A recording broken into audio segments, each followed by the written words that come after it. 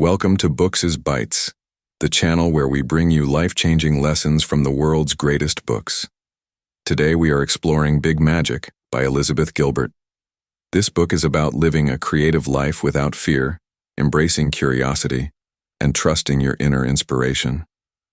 Gilbert invites us to see creativity not as something rare or mysterious, but as an energy available to everyone.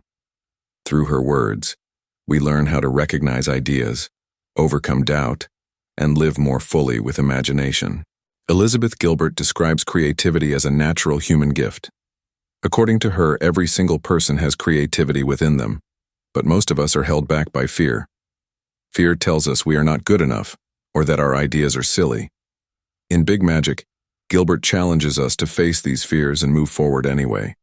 She insists that courage is more important than perfection. Creativity thrives not when we wait for approval, but when we are willing to explore, experiment, and play with new possibilities. One of the most fascinating ideas in Big Magic is that ideas themselves are alive. Gilbert writes that ideas are like living entities, searching for a human partner to bring them to life. If one person ignores the idea, it may move on to someone else. This magical way of seeing creativity makes us realize that when inspiration strikes, it is a gift that should not be wasted. Acting on ideas quickly is essential because they may not wait forever. Creativity is an invitation, and we must say yes. Gilbert also warns against the trap of perfectionism. Many people never start their creative projects because they are waiting for the perfect conditions or perfect confidence. But creativity is messy and imperfect by nature. She advises us to let go of the need to create something flawless. Instead, focus on finishing and sharing. Done is better than perfect. This mindset frees us from the chains of self-doubt and opens the door to growth. Perfection kills progress, but courage creates momentum. Fear is a major theme throughout Big Magic. Gilbert acknowledges that fear will always show up when we do something new or bold. The trick is not to eliminate fear, but to learn how to live with it. She compares fear to an uninvited passenger in your car. You cannot throw it out, but you also cannot let it drive. Creativity requires us to accept fear's presence but never give it control. By making peace with fear, we give ourselves permission to keep moving forward into new creative journeys. Another powerful lesson Gilbert shares is about persistence. She explains that creativity is not only about sudden bursts of inspiration, but also about consistent practice. Even when you do not feel particularly inspired, showing up every day to work on your craft keeps the creative doors open. Ideas respect discipline. She emphasizes that waiting for motivation is risky, because it may never arrive. But when we practice regularly, ideas recognize our dedication and reward us with deeper insights and breakthroughs. In Big Magic, Gilbert encourages us to follow curiosity instead of passion. Passion sounds heavy and urgent, while curiosity feels light and playful. Not everyone knows their true passion, and that's okay. Instead, curiosity can lead us toward surprising paths. She suggests asking simple questions. What excites me? What sparks my interest? By following curiosity step by step, we eventually find ourselves immersed in creativity. This gentle approach removes the pressure of needing a grand calling and replaces it with joyful exploration. Gilbert also explores the relationship between creativity and suffering. Many people believe that art requires pain, but she rejects this idea. She insists that creativity does not need to come from trauma or struggle. Instead, it can be rooted in joy, wonder, and playfulness. She encourages us to take delight in the process rather than dramatizing it. By doing so, we protect our mental well-being while still producing meaningful work. Creativity should uplift our lives, not destroy them with unnecessary suffering. Money and art is another area where Gilbert provides clarity. She advises creators not to burden their art with the responsibility of financial survival. Creativity should be pursued for its own sake, not only as a source of income. Of course, earning money from art is wonderful, but demanding that creativity pay all the bills can suffocate it. She herself kept other jobs while writing, and she encourages us to do the same. This way, our creativity remains free, adventurous, and authentic rather than pressured. Another important point is ownership of our creative path. Gilbert reminds us that nobody is waiting for us to be creative, and nobody owes us recognition. Creativity is a gift we give ourselves. Too often we wait for permission, validation, or praise, but these external rewards are unpredictable. Instead, she urges us to embrace creativity because it makes our lives richer. The joy of creating should be reason enough. Recognition may or may not come, but fulfillment is guaranteed when we pursue creativity for ourselves. Gilbert highlights the difference between bravery and drama. Many people confuse a dramatic lifestyle with a creative one, but the two are not the same. She warns against falling into chaos or destructive habits in the name of art. True creativity requires stability, discipline, and self-respect. We do not need to destroy ourselves to produce something beautiful. In fact, the healthier and more balanced we are, the more freely our creativity flows. Big magic happens when we live courageously, not destructively. Another idea she discusses is enchantment. Creativity, in her words, has a touch of magic. She calls it big magic because of how ideas seem to appear unexpectedly, as though from another world.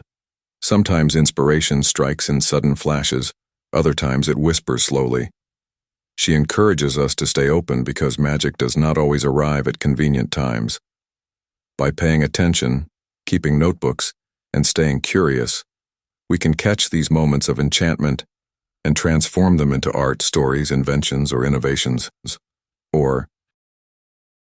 Gilbert also talks about the importance of trust. Creative work requires us to trust ourselves, our process, and the mysterious nature of inspiration. Self-doubt will always exist, but trust balances it. Trust allows us to keep writing, painting, inventing, or designing even when we are unsure of the outcome. By believing that our work matters, we give it power. Trust also helps us accept that not every project will succeed, but each attempt brings us closer to mastery and self-discovery. Failure, according to Gilbert, is not the enemy of creativity but an essential part of it. She believes that failing means we were brave enough to try. Every failure is evidence that we showed up, took a risk, and allowed ourselves to explore. She advises us to embrace failure as a teacher, not a punishment. Each creative effort, whether it works or not, strengthens our courage. The real failure would be to silence ourselves and never attempt anything new because of fear of rejection. In Big Magic, Gilbert emphasizes playfulness. Creativity is not only about hard work. It is also about joy, fun, and experimentation. Children are naturally creative because they approach life with play. Adults often lose this sense of wonder because of responsibilities, expectations, and fears. She challenges us to return to childlike play, where we experiment without pressure. Creativity is not a serious burden but a delightful game. When we treat our work as play, we rediscover the magic of imagination. She also talks about permission. Many people feel they need official approval to be creative, but the truth is, no one can grant or deny us permission to live a creative life. Gilbert insists that the only permission slip we need is the one we give ourselves. Waiting for society, teachers, or family to validate our creativity is a trap. Once we accept that creativity is our birthright, we free ourselves to write, paint, sing, design, or invent without fear of judgment. Another lesson in the book is resilience. Creativity often involves rejection, criticism, and disappointment. Gilbert encourages us to develop thick skin. Not everyone will appreciate or understand our work, and that is okay. The key is not to take criticism personally. Some feedback may be useful, while other criticism reflects the critic's own perspective. Either way, resilience allows us to keep moving forward without being crushed by negativity. Creative people must learn to bounce back and keep producing. Gilbert introduces the concept of stubborn gladness. This means choosing joy and gratitude even in the face of obstacles. Life is not always easy, but we can choose to approach it with gladness. Instead of being bitter or resentful, creative people can remain playful and optimistic. She explains that stubborn gladness is not about ignoring difficulties but about refusing to let them steal our spirit. With this attitude, we become unstoppable because we protect our joy and keep nurturing creativity. She also discusses originality versus authenticity. Many people worry about being original, but Gilbert says originality is overrated. Almost everything has been done before, but no one has done it in your exact voice. Instead of chasing originality, focus on authenticity. Tell your truth, express your perspective, and let your personality shine through your work. Authenticity makes art unique because nobody else can see the world exactly as you do. The more authentic you are, the more powerful your creativity becomes. Elizabeth Gilbert reminds us that creative living is not a luxury, but a necessity for a fulfilling life. Creativity is not only for artists, writers, or musicians, it belongs to everyone. A cook, a teacher, a scientist, or even a parent can live creatively by approaching their work with curiosity and imagination. Living creatively means infusing our daily life with originality, problem-solving, and inspiration. It transforms ordinary moments into meaningful ones, helping us experience the richness of being alive. One of the personal stories Gilbert shares is about her writing journey. Before Eat, Pray, Love made her famous, she spent years writing without recognition. She often worked other jobs to support herself but kept writing because she loved it. This story demonstrates the power of persistence, humility, and devotion to creativity. Success did not come overnight, but her dedication kept her on the path. Her experience proves that the rewards of creativity go far beyond fame or financial gain. Gilbert also speaks about inspiration as a mysterious partnership.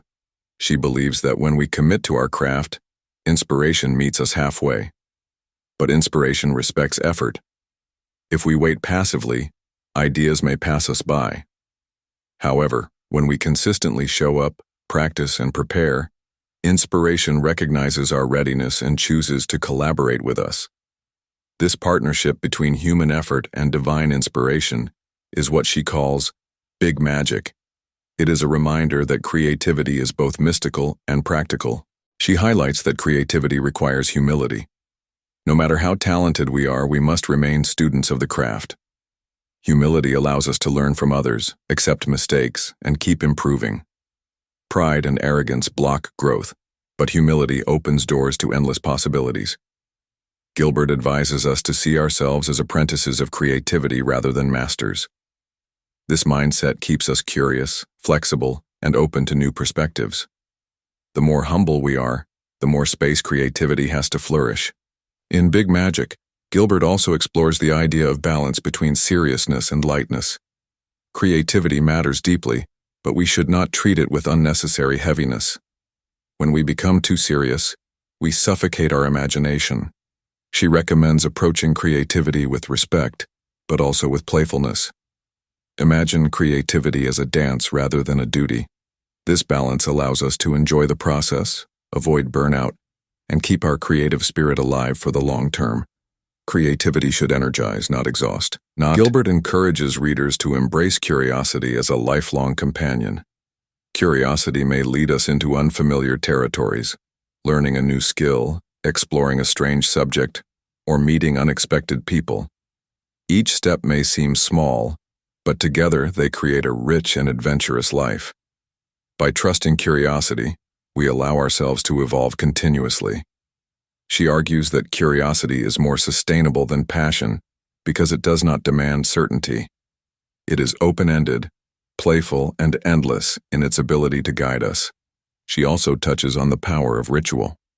Establishing creative habits signals to our brain that it is time to create. Simple rituals like setting aside a specific time, lighting a candle, or arranging your workspace can trigger inspiration. These practices create a sacred space for creativity to thrive. Gilbert suggests treating creative time with respect, almost like a meeting with a beloved friend. By honoring rituals, we invite inspiration more consistently and train our minds to enter creative flow. Gilbert offers wisdom on dealing with jealousy. In creative fields, it is easy to feel envious of others' success. She advises us to transform jealousy into inspiration. Instead of being bitter, ask, "What can I learn from this person? How can I use my own voice differently?" Jealousy can reveal what we truly desire.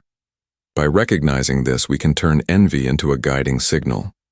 Instead of shrinking under comparison, we can grow stronger and more determined in our creative journey. The book also talks about embracing risk. Creativity is inherently uncertain, but that is where its beauty lies. We cannot control how others will respond to our work, but we can control our effort and our willingness to share. Gilbert encourages us to take risks without expecting guaranteed rewards. Every project is an adventure, and sometimes the outcome is surprising. By embracing risk, we keep our lives vibrant and exciting. Without risk, there is no discovery, and without discovery, no magic. Another lesson is about finishing what we start. Gilbert stresses that many creative people abandon projects halfway out of fear, boredom, or self-criticism. She insists that completing a project, even imperfectly, teaches us discipline and builds confidence. Every finished work becomes a stepping stone toward growth. She reminds us that art does not need to be perfect to matter. What matters is the act of completion, because it allows us to move forward, start fresh, and continue creating fearlessly. In the final chapters of Big Magic, Gilbert celebrates the joy of simply making things. Whether or not they are successful, whether or not anyone notices, the act of creation itself is rewarding. She concludes that living a creative life is about embracing curiosity, overcoming fear, and finding enchantment in everyday moments. The big magic is not in fame or recognition, but in the courage to create, the willingness to play, and the joy of sharing our voice with the world.